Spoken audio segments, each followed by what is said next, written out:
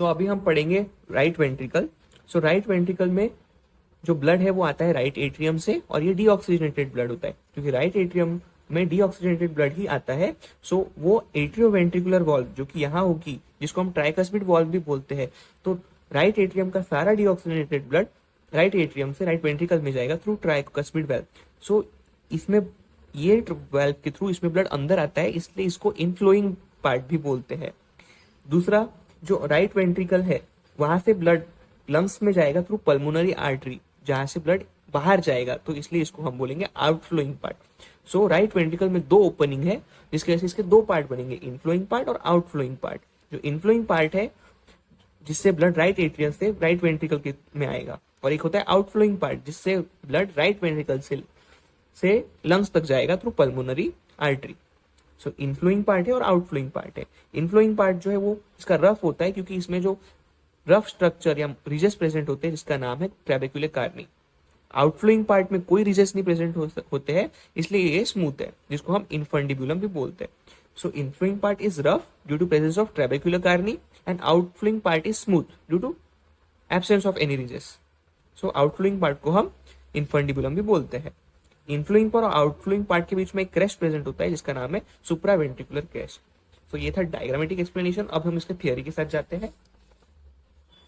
Right ventricle ये triangular chamber है, ये receives blood from right atrium, इसमें राइट एट्रियम से थ्रू ब्लड आता है और ये लंग्स में ब्लड भेजता है थ्रू पल्मोनरी ट्रंक। ये नीचे प्रेजेंट होता है राइट वेंट्रिकल, हमने देखा कि नीचे प्रेजेंट होता है राइट एट्रियम के। सो ये इंफीरियर बॉर्डर ऑफ स्टमक बनाता है। राइट एट्रियम जो था वो सुपीरियर बॉर्डर ऑफ स्टमक बनाता था और right ventricle inferior border of stomach बनाता है।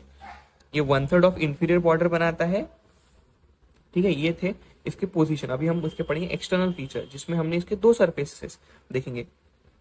राइट वेंट्रिकल के दो सरफेस होंगे, एंटीरियर सरफेस और इंफीरियर सरफेस। एंटीरियर सरफेस मतलब आगे वाला सरफेस। तो हार्ट के आगे क्या होता है, स्टर्नम और रिब्स होते हैं, इसलिए एंटीरियर सरफेस को स्टर्नोकोस्टल सरफेस भी बोलते हैं। इंफीरियर सरफेस में क्या होगा, हार्ट के राइट वेंट्रिकल के हार्ट के नीचे क्या होगा, डायफ्राम होगा, तो इसलिए उसको हम डायफ्रामेटिक सरफेस भी बोलते हैं। इंटीरियर पार्ट ये था एक्सटर्नल फीचर। अभी इंटीरियर फीचर तो इनफ्लोइंग, तो हमने अभी देखा कि इसके दो पार्ट होते हैं, एक इनफ्लोइंग पार्ट जहां से ब्लड अंदर आता है थ्रू ट्राइकस्पिड वॉल्व, और एक आउटफ्लोइंग पार्ट जहां से ब्लड बाहर जाता है लंग्स में। तो वही है, इनफ्लोइंग पार्ट दिया है।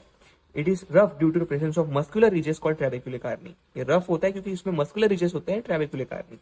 जो आउटफ्लोइंग पार्ट है वो इसको इनफंडिबुलम भी बोलते हैं, और ये स्मूथ होता है क्योंकि इसमें कोई मस्कुलर रिजेस प्रेजेंट नहीं होता है। और which give rise to pulmonary trunk, ये पल्मोनरी ट्रंक में कंटिन्यू होकर लंग्स तक जाता है ऑक्सीजनेशन के लिए। लेकिन ये जो दो पार्ट है, इनफ्लोइंग पार्ट और outflowing part, the two parts are separated by a muscular ridge called as supraventricular crest या इनफंडिबुलो वेंट्रिकुलर क्रेस्ट। ये दो पार्ट जो सेपरेट होता है वो क्रेस्ट से सेपरेट होता है, सुप्रावेंट्रिकुलर क्रेस्ट। ये थे इसके एक्सटर्नल फीचर, और ये था इसका इंटीरियर पार्ट में कैसे पार्ट होते हैं। इंटरनल फीचर में हम देखेंगे कि इसमें दो ऑरिफिस होते हैं, दो ओपनिंग होते हैं। एक तो ये ऑरिफिस है ट्राइकस्पिड वॉल्व का ऑरिफिस, जहां से डीऑक्सीजनेटेड ब्लड आता है राइट एट्रियम से राइट वेंट्रिकल के थ्रू, और ये एक होता है पल्मोनरी ऑरिफिस, जहां से डीऑक्सीजनेटेड ब्लड राइट वेंट्रिकल से जाता है लंग्स तक थ्रू पल्मोनरी आर्टरी। इसके बाद यहाँ पे जो इंपॉर्टेंट स्ट्रक्चर है वो है पेपिलरी मसल या फिर कॉर्डा टेंडिनी। सो ये है वेंट्रिकुलर वॉल्व, ये है ट्राइकस्पिड वाल्व का कस्प, मतलब उसका कप। सो यहाँ होगी ट्राइकस्पिड वॉल्व और यहाँ होगे वेंट्रिकुलर वॉल्व। सो इसके ओपनिंग और क्लोजिंग के लिए जो स्ट्रक्चर रिस्पॉन्सिबल है वो है पेपिलरी मसल्स और कॉर्डी टेंडिनी। इन्हीं स्ट्रक्चर के थ्रू ओपनिंग और क्लोजिंग ऑफ ट्राइकस्पिड वॉल्व या फिर एट्रियोवेंट्रिकुलर वॉल्व रेगुलेट होती है। तो जो कॉर्डा टेंडिन से मसल निकलती है उसको न बोलते हैं हम पेपिलरी मसल्स, जो कि कॉर्डा टेंडिन ऐसे फाइबर्स निकाल के कस्प ऑफ ट्राइकस्पिड वॉल्व के साथ अटैच होती है। मतलब जो पेपिलरी मसल है वो नीचे अटैच होगी वेंट्रिकुलर वॉल से, और पेपिलरी मसल ऊपर अटैच होगी कस्प ऑफ ट्राइकस्पिड वॉल से थ्रू कॉर्डा टेंडिनी। सो वही लाइन यहाँ मेंशन की है। तो papillary muscle its one end is attach to the ventricular wall, इसका एक एंड वेंट्रिकुलर वॉल के साथ अटैच होता है, and other end is connected to the tricuspid valve through chorda tendineae. So papillary muscle और कॉर्डा टेंडिनी ऐसे structure है जो कस्प ऑफ ट्राइकस्पिड वाल्व को रेगुलेट करते हैं ओपनिंग और क्लोजिंग के लिए। इन्हीं के थ्रू ओपनिंग और closing of atrioventricular valve regulate होता है, जो कि ब्लड फ्लो को भी वाइस वर्सा रेगुलेट करेंगे।